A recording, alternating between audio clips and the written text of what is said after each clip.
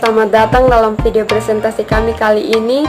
Kami kelompok 10 Manajemen Pemasaran, jurusan Ilmu Administrasi Bisnis, Fakultas Ilmu Sosial dan Ilmu Politik, Universitas Nusa Cendana Kupang. Di sini kelompok kami akan membahas tentang menentukan strategi produk. Dan perkenalkan, saya Febrina Laka dan akan dibantu oleh kedua teman saya, Neti dan Festi. Baik, poin yang pertama ada strategi produk.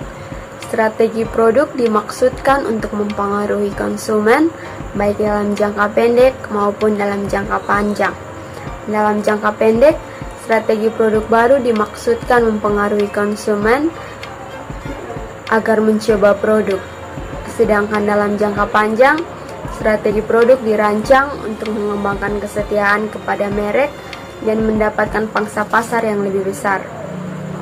Aspek yang paling menentukan dalam merencanakan strategi produk melibatkan analisis hubungan konsumen produk. Artinya, afeksi, kognisi, dan perilaku konsumen berkait produk dan lingkungan harus mempertimbangkan dengan cermat dalam memperkenalkan produk baru dan harus dipantau sepanjang siklus hidup sebuah produk. Produk menurut Philip Kotler adalah segala sesuatu yang ditawarkan ke pasar untuk memuaskan kebutuhan dan keinginan. Yang berikutnya ada permasalahan strategi produk dibagi menjadi 3. Yang pertama, afeksi dan kognisi produk. Yang kedua, perilaku produk. Dan yang ketiga, lingkungan produk. Yang berikutnya ada penetapan strategi produk. Penetapan strategi produk dibagi menjadi 4. Yang pertama, tingkat produk. Dalam tingkat produk ini terdiri dari 5 tingkat. Yang pertama ada manfaat inti atau core benefit, yang merupakan layanan atau manfaat yang benar-benar dibeli oleh pelanggan. Setelah manfaat inti, pemasar harus mengubah manfaat inti menjadi produk dasar atau basic produk. Pada tingkat yang ketiga, pemasar mempersiapkan produk yang diharapkan atau expect produk, sekelompok atribut dan kondisi yang biasanya diharapkan pembeli ketika mereka membeli produk ini. Pada tingkat yang keempat, pemasar menyiapkan produk tambahan atau augmented product yang melebihi harapan pelanggan.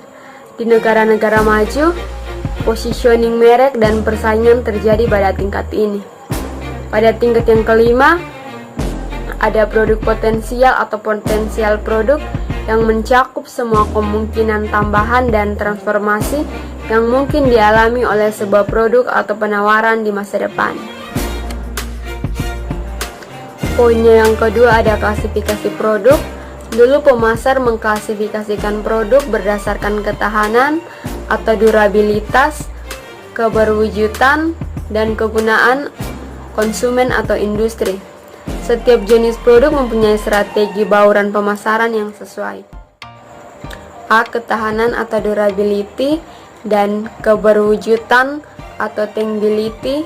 Pemasar menggolongkan produk menjadi 3 kelompok menurut ketahanan dan keterwujudannya. Yang pertama, ada barang-barang yang tidak tahan lama. Yang kedua, ada barang tahan lama. Dan yang ketiga, ada jasa. Baik, yang berikut klarifikasi barang konsumen. Klarifikasi barang konsumen dibagi menjadi 4 bagian. Yang pertama, barang sehari-hari. Barang sehari-hari biasanya dibeli dengan segera dan dengan usaha yang minimum. Yang kedua, barang belanja. Barang belanja adalah barang yang secara karakteristik dibandingkan oleh konsumen berdasarkan kecocokan, kualitas, harga, dan gaya. Yang berikut, barang khusus. Barang khusus mempunyai karakteristik atau identifikasi merek yang unik, di mana ada begitu banyak pembeli yang bersedia melakukan pembelian secara khusus. Dan yang keempat, barang yang tidak dicari. Barang yang tidak dicari adalah barang yang tidak dikenal oleh konsumen atau biasanya tidak terpikirkan untuk dibeli. Yang berikut, klarifikasi barang industri. Klarifikasi barang industri dibagi menjadi 3 bagian. Yang pertama, bahan dan suku cadang. Bahan dan suku cadang adalah barang yang seluruhnya menjadi bagian dari produk produsen. Yang kedua, barang modal. Barang modal adalah barang tahan lama yang memfasilitasi pengembangan atau pengolahan barang jadi. Yang ketiga, layanan bisnis dan pasokan. Layanan bisnis dan pasokan adalah barang dan jasa jangka pendek yang memfasilitasi pengembangan atau pengolahan produk jadi. Yang ketiga, diferensiasi produk. Banyak produk dapat didiferensiasi berdasarkan bentuk, yaitu ukuran, model, atau struktur fisik produk. Contohnya aspirin. Walaupun pada hakikatnya merupakan komoditas, ia dapat didiferensiasikan berdasarkan ukuran, dosis, bentuk, warna, lapisan luar, dan masa fungsi. Yang keempat, diferensiasi jasa. Diferensiasi jasa dibagi menjadi 7 bagian. Yang pertama, kemudahan pemesanan. Yang kedua, pengiriman. Yang ketiga, instalasi. Yang keempat, pelatihan pelanggan. Yang kelima, konsultasi pelanggan. Yang keenam, pemeliharaan dan perbaikan. Dan yang ketujuh, pengembalian. D. Hubungan produk dan merek. Setiap produk dapat dihubungkan dengan produk lain untuk memastikan bahwa perusahaan menawarkan dan memasarkan kumpulan produk yang optimal. A. Hierarki produk. Hierarki produk membentang dari kebutuhan dasar sampai barang tertentu yang memuaskan kebutuhan tersebut. Kita dapat mengidentifikasi tingkat hierarki produk. 1. Keluarga kebutuhan. 2. Keluarga produk. 3. Kelas produk. 4. Lini produk. 5. Jenis produk. 6. Barang. B. Ciri khas produk. Dalam menganalisis hubungan konsumen produk, penting pula dipertimbangkan ciri-ciri khas produk. Sejumlah ciri khas tersebut diketahui mempengaruhi keberhasilan produk dan merek baru.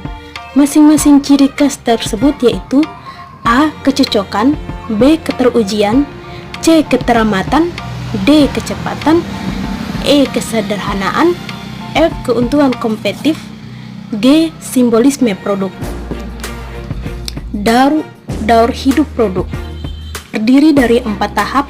Yang pertama, tahap perkenalan. Yang kedua, tahap pertumbuhan. Yang ketiga, tahap kedewasaan. Yang keempat, tahap penurunan. F. Tahapan strategi produk. Yang pertama, strategi penetapan harga. Strategi penetapan harga ditentukan oleh keputusan manajemen tentang baruan produk, kualitas produk, dan merek produk. Yang kedua, penetapan merek. Kepemilikan citra yang kuat memberikan beberapa keuntungan bagi suatu bisnis. Citra merek mampu membedakan produk kita dengan produk pesaing. Yang ketiga, strategi distribusi. Customer service melayani aktivitas-aktivitas permohonan spesifikasi produk, permohonan rincian, dan pemrosesan pembelian, penyelidikan status pesanan, dan layanan garansi. Yang keempat, manajemen waktu. Manajemen waktu adalah perencanaan, pengorganisasian, penggerakan, dan pengawasan produktivitas waktu. Manajemen waktu bertujuan kepada produktivitas yang berarti output dan input. Sekian dari kelompok kami. Terima kasih. Demikian hasil presentasi dari kelompok kami. Jika ada teman-teman yang ingin bertanya, silakan bertanya pada grup kelas kita, grup manajemen pemasaran.